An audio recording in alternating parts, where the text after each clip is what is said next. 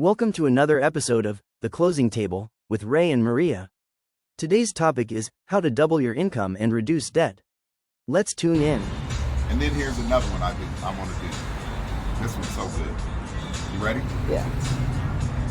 If I could show you a way to double your income, reduce your debt by 50%, and it's not network marketing, would you be interested? Yeah. Right? Because you see these network marketing companies. Yeah. Oh, yeah. I like to double the income. But, right? Okay. And reduce my debt? By 50%. How can I do that? You ready? Yes. Here's what I call it. Have long-term sustainable relationships. With? Whoever. Think about it. Long-term sustainable relationships. So just for example, easily, you and I, we both want to buy a home. Okay. However, I make $5,000 a month and you make $5,000 a month. Okay. So when we qualify, I don't want to live in a zip code that my $5,000 qualifies me for. You don't want to live in the zip code that your $5,000 qualifies for. Okay. Now we could be in a relationship or not in a relationship. However, if you and I came together, what did we just do? We doubled our income. And what else did we do? We reduced our debt by 50%. Because now we only have one SMUD bill, one PG&E bill. If we decide to join cell phone carriers, we've only got one cell phone carrier. Our food bill probably goes down because we don't need as many staples for two households. Right? You see how your debt was cut in half? Yeah. So my point is, long-term sustainable relationships is, there's a lot of cultures that understand marriage is a business too. You know, long-term relationships are businesses. They're not just relationships. So when we break up, we are dissolving a business. What we put into that and built as assets over that time, we have now dissolved it. Because he cheated, she cheated, not getting attention, I'm not happy no more. We have to look beyond some of those things and I think continue to figure out how to make it work for the sake of the business. Because what I just said was, you and I double our income because we was able to work it out. And we reduce our debt by 50%. Now, what you're talking about a particular program? No, I'm talking about as people. But are they living together? You're talking about doubling your income? Yes. But what if I don't want to live with that person? You are the example of my point. You gonna stay stuck over there, unable to move forward. I'm gonna stay stuck because you don't want to live with that person. I'm not. It could either be a relationship, and what I'm saying is an intimate relationship, or it could be a business relationship.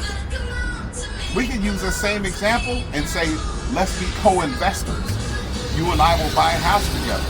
Let's buy a duplex together. You live on one side, I'll live on the other side. But in order to do that, you would need to coexist in the home together. In some cases, yes. Okay. And that doesn't make sense to you. No, I'm just asking the question. Absolutely. As for but you say that too, and I love that you went there. I'm saying that because a lot of people are going to ask that question. No, but look at this. How many cultures? Mom, dad, the children, the grandchildren live in the same home. A lot. A whole bunch of cultures. Yeah. So when you're saying it like, we got to live together? Yes. Look at all of the expenses we were lowering. Well, I'm not saying it as a bad thing. I'm saying it as, okay, is that one of the requirements in order for that to work? Well, I'm saying conceptually, absolutely.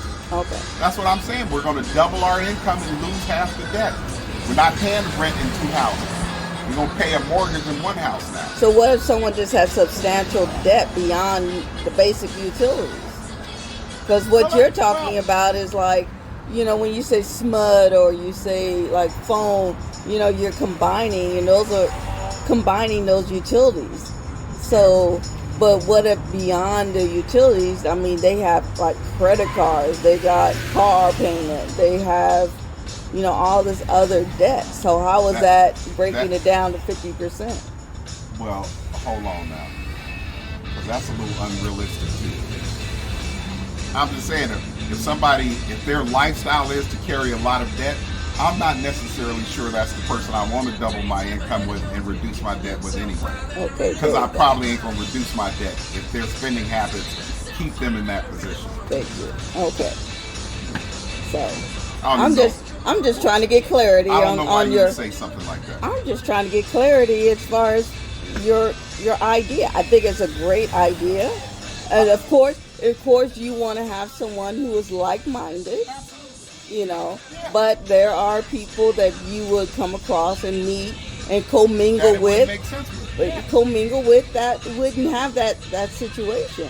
Absolutely. So obviously that scenario would not work. However, it's like you have to really think, okay, if this person has beyond utilities, let's just say, I'm just throwing a number out there, $50,000 worth of debt, you're like, huh, right, that's not going to work, because that's not going to benefit me, especially if I kept my bills way low. Yeah, as we say in the hood, the math ain't mathing. You're right. Yeah, the math ain't mathing in that situation. I completely agree with you. But I'm saying conceptually, when I say that, reduce your debt, what I'm really talking about, household and living expenses. I'm not talking about your car payment. You could bundle your insurance. Okay. Even, just a thought. Yeah. You would only have one PG&E, SMUD bill, potentially cell phone bill, right, cable bill. Right. That's a lot of debt you got that right, because the cable bill by Another episode of The Closing Table with Ray and Maria.